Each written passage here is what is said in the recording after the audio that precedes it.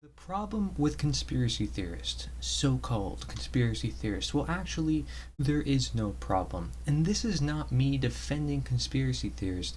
This is me saying that, have you ever talked to one? Have you ever looked into why they say what they're saying? They're rightfully concerned most of the time. They're not always consumed by the amount of information and scare tactics as you may think. They may not be as deceived into their echo chambers as much as you think. They are reasonably concerned people who fell down rabbit holes for reasons, and we cannot ignore those reasons no matter how extreme they may appear to us. So this is me not defending conspiracy theorists in the fact that I do recognize they can be extreme, but at the same time, why are they conspiracy theorists? This is a term that we give people to discredit them, to say, well, we shouldn't look into what they're saying and they're questioning things that shouldn't be questioned. Everybody should question everything. That is how we get science. That is how we get innovation. That's how you create new products and invent things. You have to think outside the box, and thinking outside the box requires that you do not fit in the box. So by definition, a conspiracy theorist would be if somebody is questioning somebody who is not the average person, somebody who doesn't appear to be the average person. Okay, so I do recognize there can be problems within their mindset, but as an individual, they are simply concerned. And why are we to categorize them as different from us when they are just questioning things different from us? That's all they're doing. Their thought patterns are different. Does it make them any different as a human being compared to us? That we to call them theorists when a lot of things are theories for countless times and then they get disproven hundreds and thousands of years later. We're all theorists, and we're all conspirating because we're all breathing together, we're all cooperating together, we're all sharing ideas together, and everybody has their echo chambers, and everybody has their circles, their communities, and the people they hang out with. So therefore, we're all a stinking conspiracy, and we're all stinking conspiracy theorists. So the problem I do see, however, with conspiracy theorists, so-called people who question things like myself or others that I've met because I've attracted that energy of questioning things in the universe, is the externalization, acting like things that are happening miles and miles away are happening right outside their door. But it's not the case. People need to realize that actually what's more important is what's going on inside. So there's less to actually study outside, and there's less to take from other people, but actually there's answers within us and within the universe. And do we look at that? Do conspiracy theorists tend to look at that? Not always. Okay, so what I'm talking about is like universal, eternal ideas, or ideas that you can create, not ideas that other people create. When you say, well, Corey, then they're theorizing, they're making their own theories. Not necessarily. They're being a philosopher, and they're being a scientist, and they're thinking differently. Were they conspiracy theorists because they saw things that other people did not see? No, they were philosophers. And even then, people who say, oh yeah, I study philosophy, they take from other philosophers, and they're saying, well yeah, this is this, and this is that, and this is this, and this is ism, is this, and label. They're not real philosophers. Now, sorry I had to cut there, but who's to say that they're not a philosopher anyways? Exactly, who's to say who's a conspiracy theorist? We don't know each other, and so we shouldn't take such an assumption, shouldn't make such a judgment necessarily. But I can see why people make such a judgment, because they don't want to question certain things.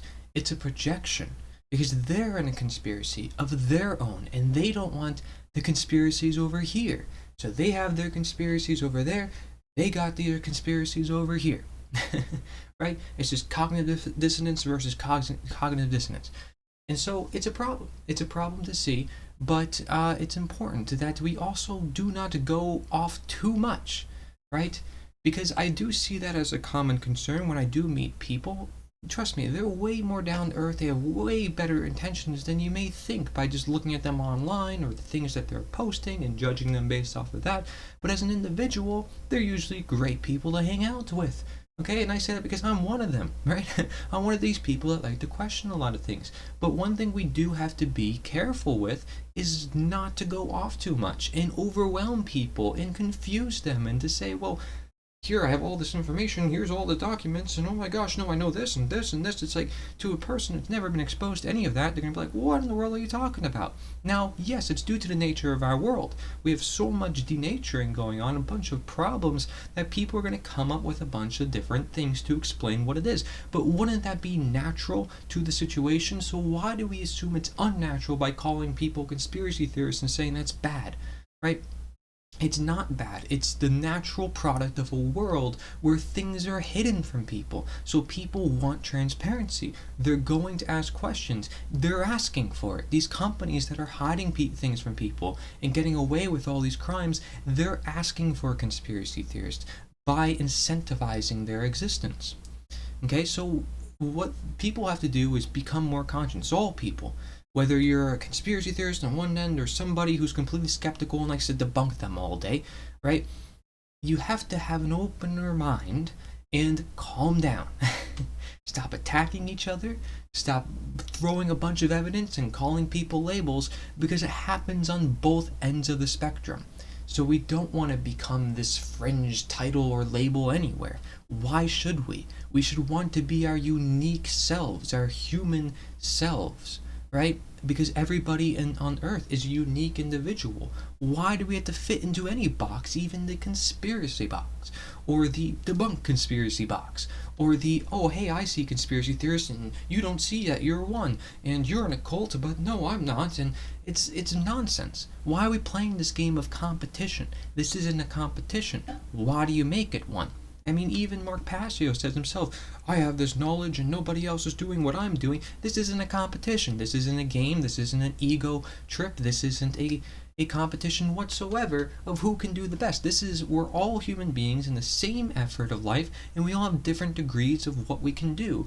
And it depends on our environment. We can inspire others, but we can't beat down on them and say, well, you're not doing enough, or that you're this or you're that, because we need to give them incentive for growth. We need to help understand from where they are. And through online, I can only give you so much words that you can resonate with because you're taking them yourself, but I'm not talking to you directly. So people have to keep this in mind when they're making their generalizations, their labels, and talking indirectly. Okay? What you have is these rabbit holes consume people. This is the truth to the matter, is things consume people only because they are rabbit holes that it's happening, and therefore it's a natural result. There shouldn't be such mass deception taking place in the world that incentivizes such behavior, but there is. Unfortunate reality, there's such a thing called deception. There's such a thing called oppression. There's such a thing called slavery. And these things will always exist, just in different aggregated forms. So when it's greatly aggregated, expect a lot of people to question it and make theories as to what exactly happened, right? And to some extent, they're probably right. Otherwise, people wouldn't follow them. People wouldn't see what they're saying as legitimate, and they wouldn't be making all the money that they're making. And if you think, oh, these conspiracy theorists are making it for money and stuff, well, even if they are, they're still providing a new perspective for the world to see. And we cannot deny that, because if they're not, who will? That's the point. If they're not doing it, and they're doing something that no one else is doing on Earth, of millions or billions of people, or whatever, then, this is a powerful thing, because it could change the minds if true. It could really help us see something that we've been forgetting all this time. I mean, how many advancements have we made throughout history? We've had slavery for 6,000 years, and then we get rid of it all of a sudden, but then we still have other forms of slavery. So, it's all about innovation. It's all about questioning. And everybody's seen as crazy for questioning it every single time in history. Every single time. So, it's important that you evaluate, though, your own perception, your own way of speaking, that you don't want to be like me right now, where you're just going off on a tangent when you're talking to people about these ideas. Okay? So I can respect the people that criticize conspiracy theorists on that part, but I also can respect conspiracy theorists for doing what they're doing, which is questioning the world. They're not wrong. Their method to doing it may look wrong to others. Now, they also may lack grounded action. Now, this is aside from the whole perception debate, but people who theorize all day and talk about this and that refuse to talk about action, or what we actually have to do as a human species, or what we have to do in mass to actually change things.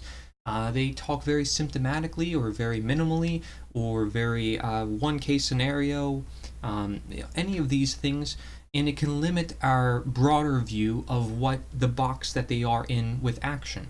So they may not be in the box when it comes to question, or in the box when it comes to different topics of what to talk about, but they may be in the box when it comes to action and what they're actually doing, which is why Mark Passio has been going on crazy tangents lately about, well, you need to be doing more, and I applaud it. Now, his approach to doing it may turn some people off, but on the other hand, it may inspire some, right? Depending on the tolerance of people, too.